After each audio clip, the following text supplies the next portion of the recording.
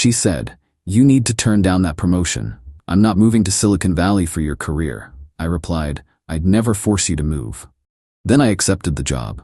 She found out how serious I was when the packers showed up for my things only. I 29 male just made what's either the best or worst decision of my life. Sitting in my empty apartment right now, boxes everywhere, and I honestly don't know how to feel. 3 weeks ago, I got the call. Senior software architect position at one of the major tech companies. Not FANG, but close enough. 195K base, stock options, signing bonus, the works. The catch? It's in Silicon Valley. I'd have to relocate from the Midwest. I've been with my girlfriend Helena, 27, for 4 years, living together for 2. When I got home that day, I was bouncing off the walls with excitement. This was it. The opportunity I'd been grinding for since college. The late nights, the side projects, the boot camps, all leading to this. Helena's reaction was not what I expected. "That's nice, babe," she said, barely looking up from her phone. "When did you say no?" I thought she was joking. "What?" "I haven't responded yet. I wanted to talk to you first." That's when she put her phone down and gave me this look, like I was a child who'd just asked for a pony. "Marcus, you're not seriously considering this." "Why wouldn't I? This is huge, hell. It's almost triple what I'm making now."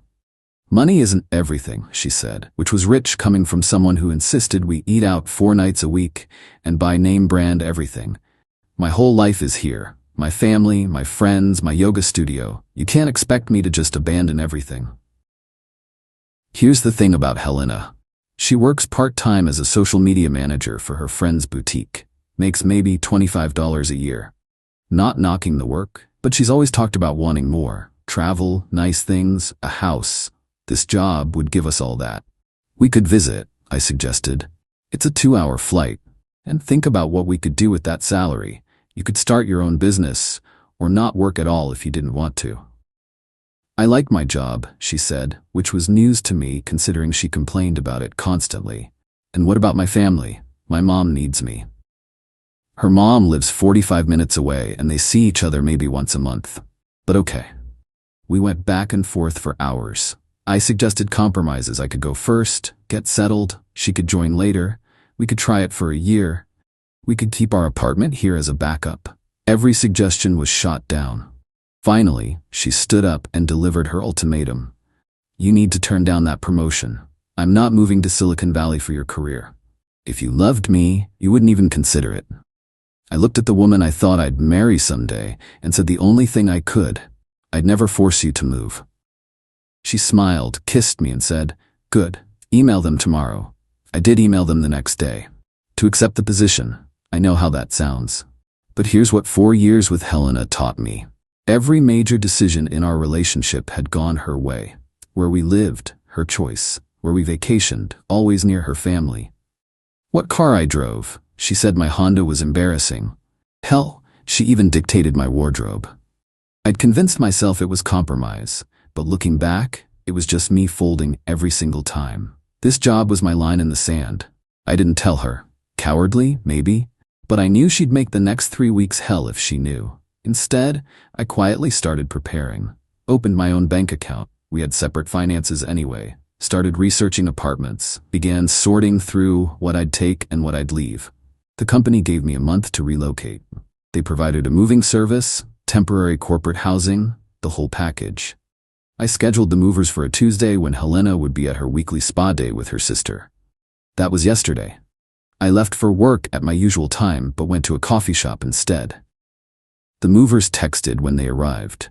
Professional crew had my stuff packed and loaded in 3 hours. I'd marked everything that was mine. My desk, my gaming setup, my clothes, my books. Left all the shared stuff, the furniture we'd bought together, even the TV I'd paid for but we both used.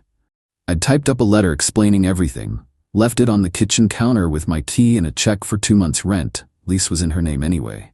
My phone started blowing up around 2 p.m. What the hell is happening? There are movers here. Where are you? Marcus, answer your phone. This isn't funny.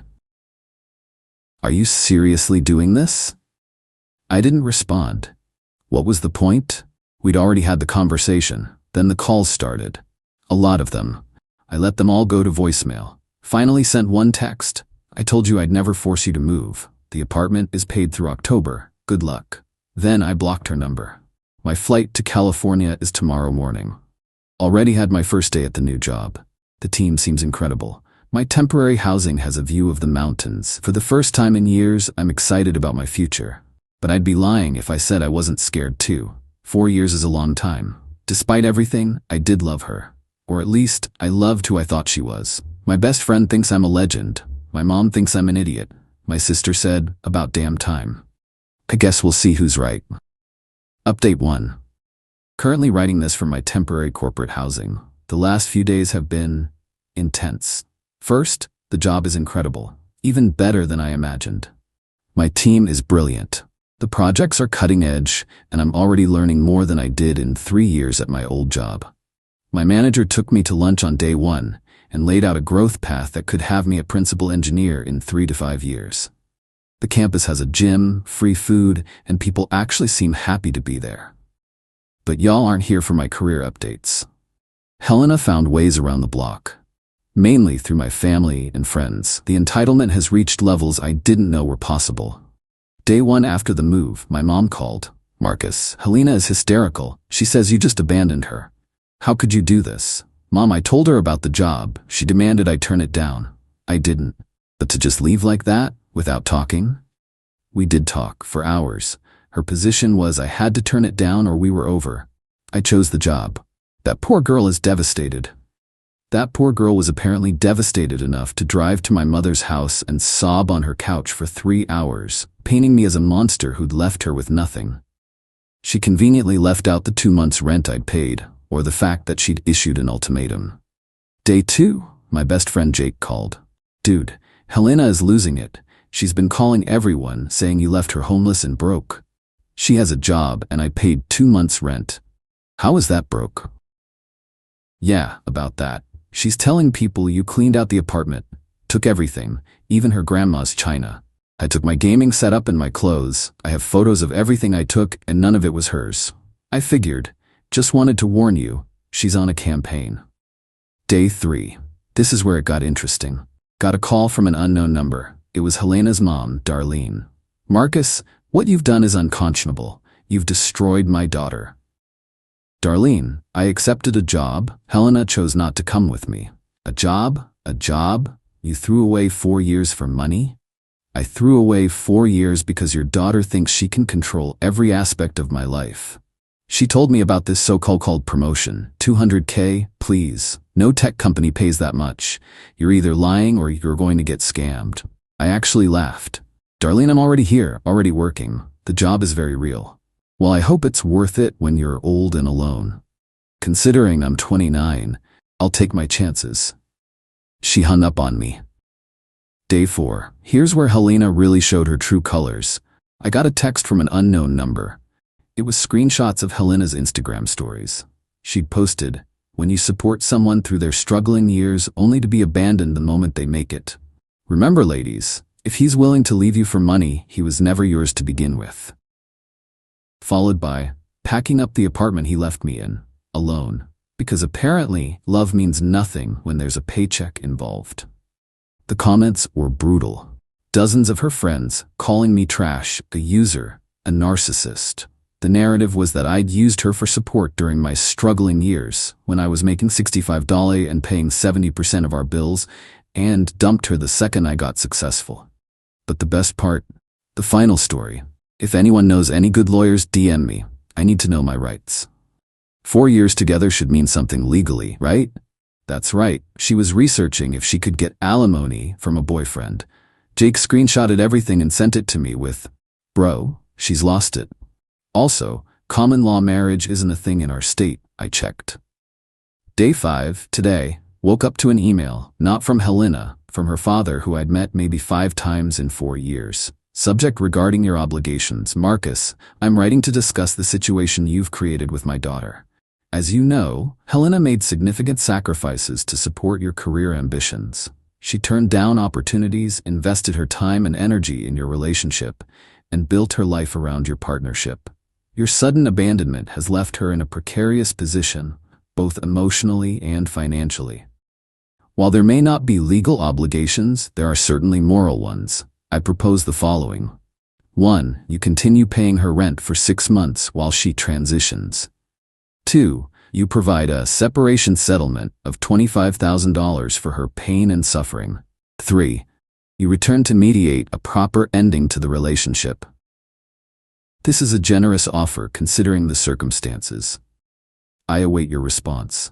Robert, I actually had to read it twice to make sure I wasn't hallucinating. This man, who couldn't be bothered to attend his daughter's birthday parties, was now trying to negotiate a breakup settlement for a girlfriend. I forwarded it to my new company's legal team. They offer personal legal consultation as a perk. Silicon Valley is wild. Their response was basically, lol no, but keep all communications in case she escalates. I didn't respond to Robert, but I did respond to something else. See, Helena had one more card to play. She reached out to my ex Sarah, the one person she knew I'd still have complicated feelings about. Helena convinced her to text me. Hey Marcus, heard about what happened with Helena. That was really cruel, even for you. I thought you'd grown since we dated.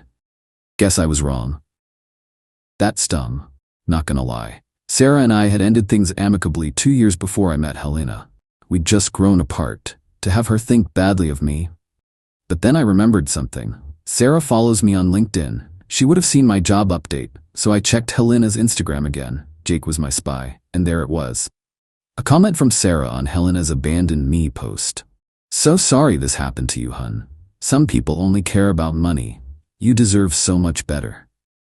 Sarah, who knew exactly what job I'd taken because I'd posted about it. Sarah, who knew what tech salaries look like because she works in HR. Sarah, who was choosing to play along with Helena's victim narrative. That's when I realized I wasn't just leaving Helena. I was leaving an entire circle of people who thrived on drama and manipulation. Blocked Sarah's number. Blocked Robert's email. Told Jake to stop sending me updates unless Helena did something that required legal action. Then I went for a hike in the mountains because I can do that now. Because I live in California. Because I chose my career and my future over someone who saw me as nothing more than a wallet with legs. The entitlement is staggering. The expectation that I should pay her to exist, that I owe her money for, what exactly? For letting me pay most of our bills? For controlling every aspect of our relationship? For demanding I turn down a life-changing opportunity? My signing bonus hits my account next week. I'm looking at apartments with mountain views. I'm building a life I actually want. And Helena? She's apparently still posting Instagram stories about being a survivor of financial abuse. The delusion is real, folks. Final update. This is going to be my last update because, honestly, I've moved on. But the way things concluded was so absurd, I had to share. 2 weeks after my last post, the entitlement reached its final form. Helena actually flew to California. I was leaving the office around 7 p.m., startup hours, when I saw her standing by my car in the parking garage. My first thought was, how the hell she found me? Then I remembered I'd tagged the company in my LinkedIn post. She looked different. Hair dyed, dressed like she was going to a club, full makeup at 7 p.m. on a Wednesday. This was Helena's win him back look. We need to talk, she said. No, we don't. Please leave. I flew all the way here, Marcus. The least you can do is hear me out. Against my better judgment, I agreed to get coffee at a public place nearby, mostly because I wanted witnesses if she went nuclear. The conversation was illuminating. I've been thinking, she started, stirring her latte. Maybe I was too hasty. Silicon Valley could be an adventure. Helena, you made your position very clear. You weren't moving for my career. I was emotional. You surprised me. But I've been researching, and you were right. There are so many opportunities here. I could start my wellness blog, maybe open a boutique yoga studio.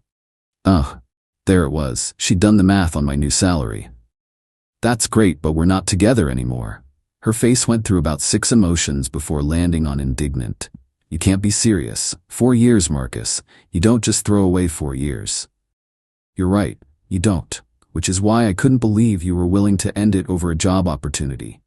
I didn't end anything. You left, after you told me to choose between you and my career. I was testing you, seeing if you really loved me. And there it was. It had been a test, a power play, and when I didn't fold like I always had, her whole world imploded. Helena, adults don't test each other, they communicate. What followed was 20 minutes of her cycling through manipulation tactics. Guilt, I supported you through everything. Anger, you're a selfish bastard.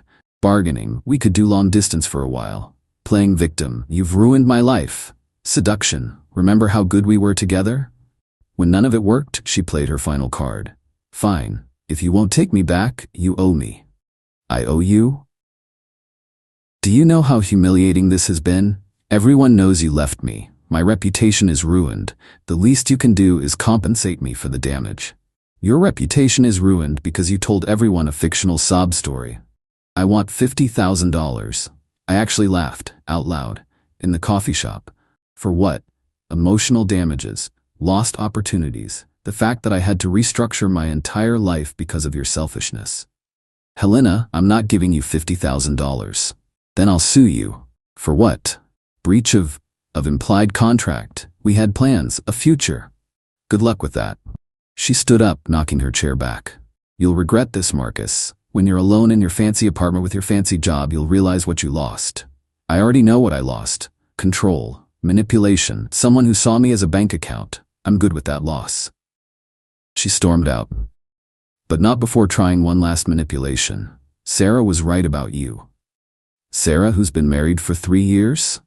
That Sarah? The one you convinced to lie about knowing my job situation? Yeah, Jake told me you've been harassing her too. Her husband contacted him. The look on her face when she realized I knew about her lies was almost worth the plane ticket she'd wasted. That was 2 weeks ago. Since then, 1. She flew back home and tried to start a GoFundMe titled, Starting Over After Financial Abandonment. It raised $45 from her mom before being taken down for fraud. 2. She posted on LinkedIn about being a survivor of tech bro culture and how Silicon Valley steals men's souls. She tagged my company. My HR reached out to me about it, we had a laugh, and they sent her a cease and desist. 3. Her friend, the boutique owner, fired her because she kept missing work to process her trauma, aka stalk my social media and create fake accounts to message me. 4. According to Jake, she's now dating some crypto guy who promises he's about to make it big, so that's going well.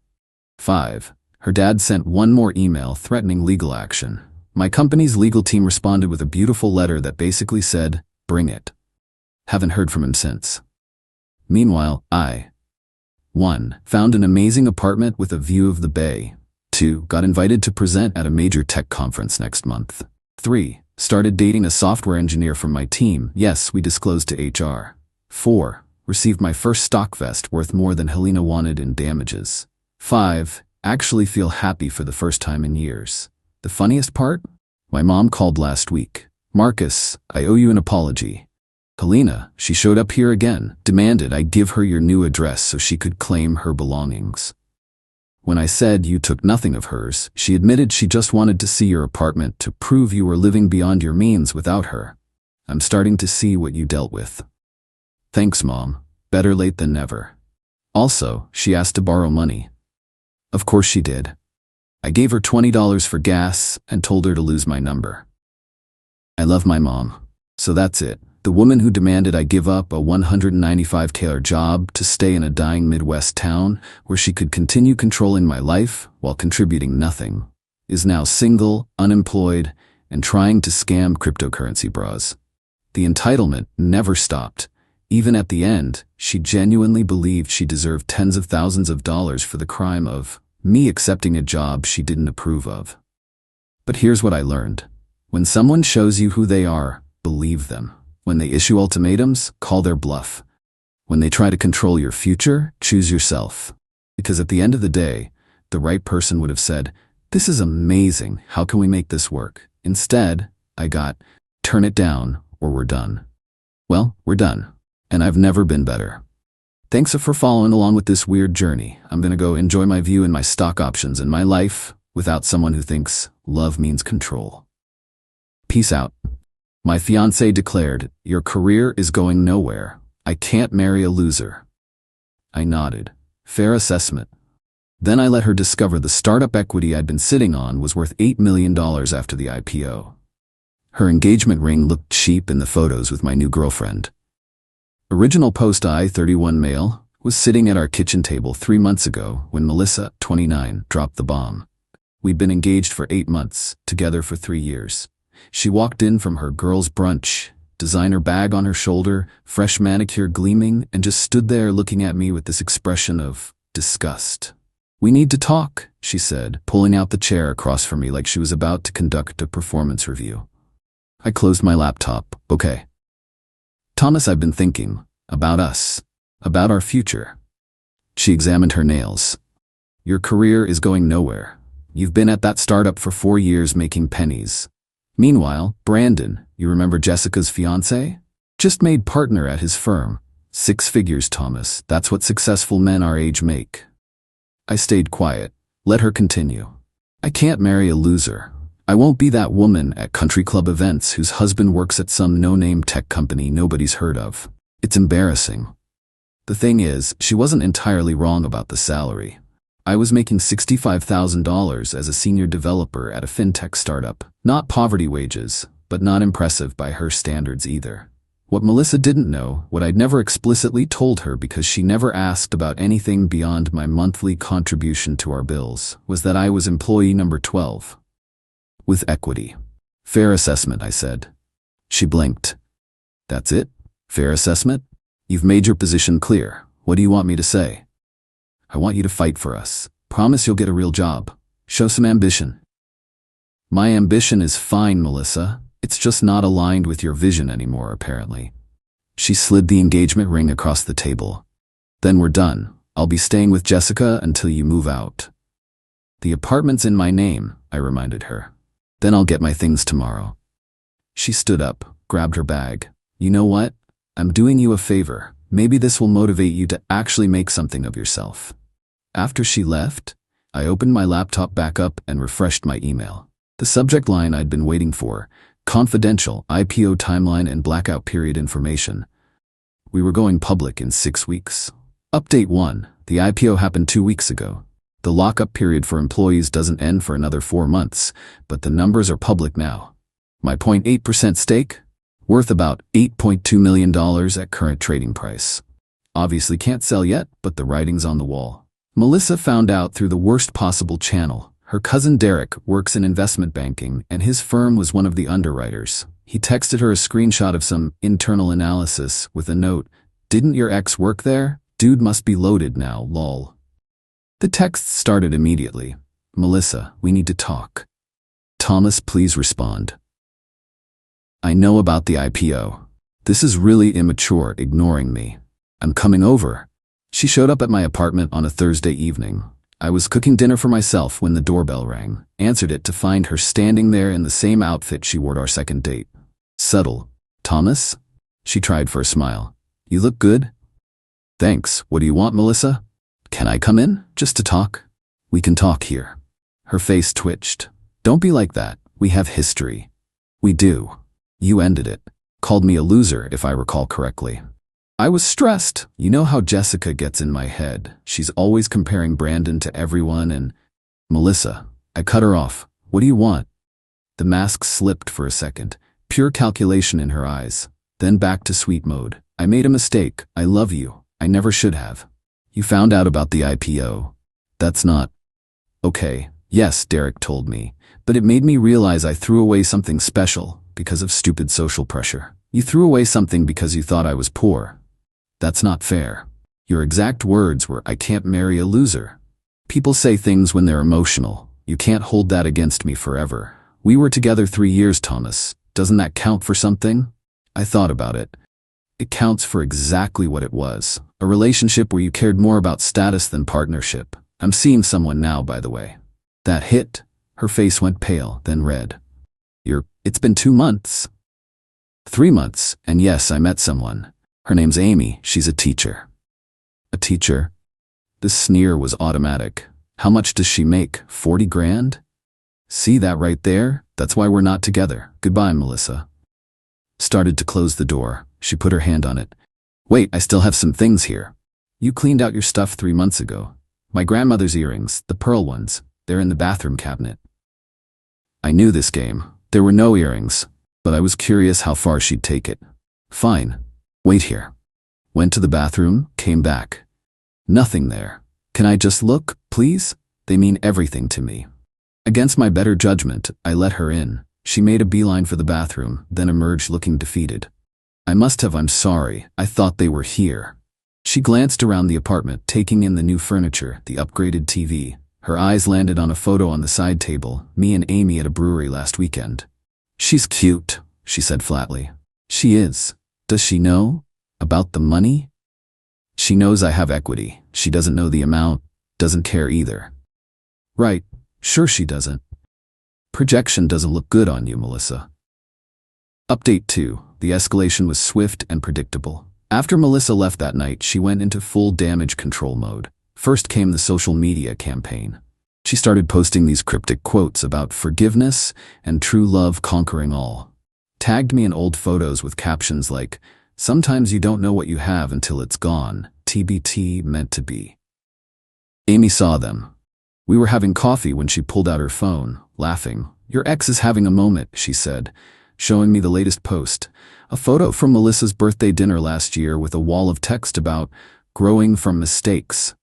Yeah, she found out about my company going public. Amy stirred her latte. "The timing is suspicious. You think?" We both laughed. Then Melissa escalated to targeted strikes. She reached out to my sister Emma, who she'd always claimed to dislike. Emma called me later that week. "Why is Melissa texting me about your mental health crisis and how she's worried about you?" "Because she found out I'm about to have money." "Ah, should I block her?" "Your call." "Already did. Just wanted to confirm she was being crazy." The real comedy started when Melissa enlisted her mother, Patricia. This woman had barely acknowledged my existence for 3 years. I wasn't country club material after all. Suddenly she was calling me. "Thomas, dear." Patricia's voice was sugar sweet. "I heard about your success. Congratulations." "Thanks, Patricia." Melissa is just devastated about how things ended. She realizes she made a terrible mistake. "That's unfortunate. You young people and your pride. She loves you. Surely that means something?" It might have, before she called me a loser and dumped me for not making enough money. She was confused. You know how pressure affects young women, the wedding industry, society's expectations. "Patricia, she's a 29-year-old adult who made a choice. I've moved on. With some teacher, I heard." The disdain dripped through the phone. "Thomas, be realistic. Melissa is a catch. She comes from good family. She has an MBA. She revealed her true character. Thanks for calling. Have a nice day." Hung up on my almost mother-in-law. That felt pretty good, not gonna lie. Update 3. Last week was when things went completely off the rails. Melissa apparently decided that if she couldn't win me back with manipulation, she'd try to nuke my new relationship. Amy called me on a Tuesday afternoon. She teaches 5th grade and never calls during school hours, so I knew something was up. "Hey, did you give my school email to anyone?" "No, why?" "I got an interesting message from someone named Jessica claiming to be a concerned friend, warning me about your history of emotional manipulation and financial abuse." My stomach dropped. "Are you serious?" "Dead serious. Want me to forward it?" The email was a masterpiece of lies. According to Jessica, clearly ghostwritten by Melissa, I had hidden assets during our relationship, been emotionally abusive and controlling, cheated multiple times, used my new money to buy affection. Amy was laughing by the time I finished reading it out loud. "The best part," she said, "is they sent this to my professional email, which means IT flagged it and my principal had to review it. She called me in thinking I was in danger." "Oh God, Amy, I'm so sorry." "Don't be." I printed it out and explained the situation. My principal, she's like 65, been through 3 divorces, just goes, "Honey, any man who's got an ex that crazy must be worth keeping." We were both laughing, but I was furious. They'd crossed a line trying to mess with Amy's job. That evening, I did something I probably shouldn't have. Posted a single photo on Instagram, me and Amy at this nice steakhouse, her hand visible with a simple silver bracelet I'd bought her. Caption: "Happiness is finding someone who valued you at your $65,000 salary. The rest is just noise." My phone exploded within minutes. "Melissa, that was cruel and unnecessary." "Wow, showing off your new money already? Classy." Brandon: "Dude, can you tell your ex to stop crying at our apartment? It's been 3 hours." Patricia: You'll regret this disrespect, Thomas. The next morning, something even wilder, I got a LinkedIn notification that Melissa had endorsed me for financial planning, wealth management, and high net worth relations. Then she messaged me on LinkedIn. Thomas, I hope you're well. I wanted to reach out professionally to apologize for any misunderstandings in our personal relationship. I've been doing a lot of growing and would value the opportunity to have a closure conversation. I'm also available if you need any assistance with financial planning given your recent liquidity event. As you know, my MBA concentrated in wealth management. Best, Melissa. I screenshot it and sent it to my group chat. My buddy Kevin responded, "Bro, she's trying to get hired as your gold digger." Update 4. The extinction burst came 2 days ago. Though I guess every story has one of those. But this was special because Melissa managed to recruit the most unlikely ally, my ex-roommate Garrett, who I hadn't talked to in 2 years. Garrett texted me out of the blue. "Hey man, heard about your windfall, congrats. Also, Melissa reached out. She's willing to pay me $500 to accidentally run into you and talk her up. Wanna mess with her?" Garrett and I had lived together for a year before I met Melissa. He knew exactly what kind of person she was. She'd once tried to get me to kick him out so her friend could move in and pay higher rent. "I'm in," I replied. "What's the plan?" Garrett met with Melissa at a coffee shop while secretly recording, legal in our state. She laid out this whole strategy. He was supposed to randomly run into me at my gym, mention how broken up she was, how she'd been going to therapy, how she'd turned down other guys because she couldn't stop thinking about me. "I'll pay you another $500 if you can get him to meet me for coffee," she told Garrett. What if he's happy with the new girl? He's not. He's just rebounding. Thomas doesn't move on that fast. I know him. The delusion was real. Garrett played along, took the $500, then sent me everything. We decided to have some fun with it. I had Garrett text her, ran into him, he seemed receptive, mentioned he still has that watch you gave him. She'd never given me a watch. But suddenly, "Melissa, he still wears it. That means something. What else did he say?" "He asked about you, said you looked good in your recent photos." "Which photos? The one from yoga or the beach?" "The beach one." There was no beach photo. She'd posted nothing but inspirational quotes for weeks, but she replied, "I knew that bikini would get his attention." Garrett kept her going for 3 days, getting increasingly ridiculous. Told her I'd mentioned missing her lasagna, she never cooked, that I'd kept our song as my alarm, we didn't have a song, that I'd been asking about her to mutual friends. I hadn't. She was eating it up, sending Garrett detailed instructions on what to say, how to arrange an accidental meeting. She even Venmo'd him the additional $500 in advance. Then Garrett sent her one final text. "Just so you know, I've been screenshotting everything and sending it to Thomas. He says thanks for the $1,000, we're using it for his date night fund with Amy." Radio silence for about 30 seconds. Then, the nuclear meltdown. She called Garrett 17 times in a row. Left voicemails threatening legal action for fraud and emotional distress. She texted me directly, "That was theft, I'll sue both of you." "For what?" "Garrett provided exactly the service you paid for, talking to me about you. Not his fault you didn't specify the nature of the conversation. You're a monster. I loved you. You loved my perceived net worth. There's a difference." Final update. It's been a week since the Garrett situation, and I think we've finally reached the conclusion of this ridiculous saga. Melissa made one last desperate play. She showed up at my office building during lunch yesterday. Full hair and makeup, wearing the dress from our first date. Yeah, she remembered, holding a box. Security called up to warn me. I came down with 2 colleagues who were heading to lunch anyway. Witnesses are always good. "Thomas," she rushed over, trying to hug me. I stepped back. "What are you doing here, Melissa?" She held out the box. "I wanted to return these, things of yours I found while packing."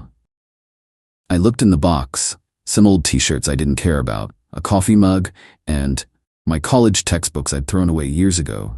She must have dug them out of the dumpster or something. "These were in the trash. I saved them. I knew they meant something to you, just like we meant something." My colleague Derek coughed to hide a laugh. "Melissa, we're done. This needs to stop." Her face crumpled, then hardened. You know what? You're right. We are done, because I realize now what kind of person you really are. You hid your equity from me. You never asked about my work. You let me think you were poor. I made $65. That's not poor, that's just not enough for your standards. You planned this. You wanted to humiliate me. I wanted to work at a company I believed in. The money was a possibility, not a guarantee. You left because you couldn't brag about me at brunch. That's on you. She turned to my colleagues. He's not who you think he is. He's manipulative and cruel and… Ma'am, Derek interrupted. I've worked with Tom for 3 years.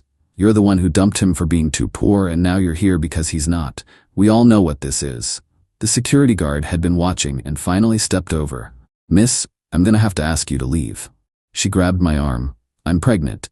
Everything stopped. Then I laughed. Couldn't help it.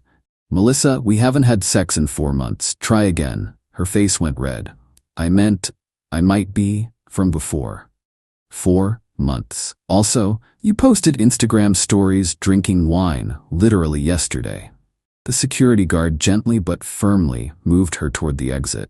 As she was leaving, she turned back. You'll regret this. When your little teacher gets tired of your boring ass and leaves you for someone who doesn't have to hide behind money, you'll come crawling back. Good luck with everything, Melissa. That evening, Amy came over with takeout. I told her about the lunch drama. She said she was pregnant. Amy was crying from laughing so hard. That's like sitcom-level desperate.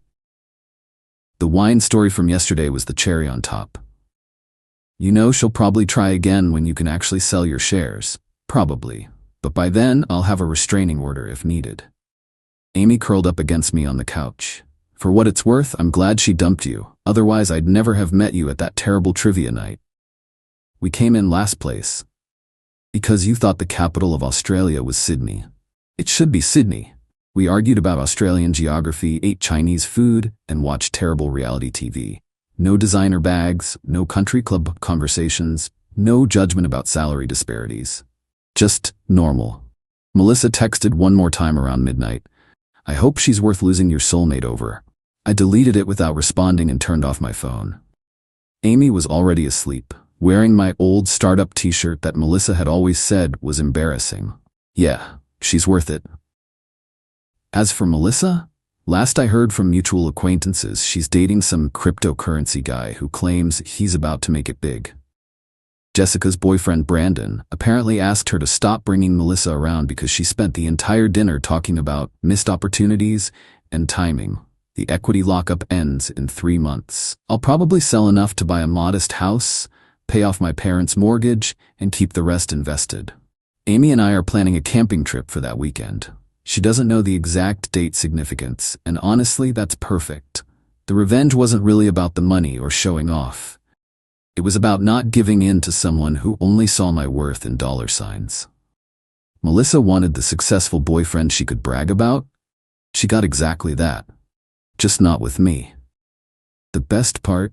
She has to watch from the sidelines as the loser she dumped lives the life she thought she deserved, while she's still chasing the next meal ticket. That's better than any revenge I could have planned.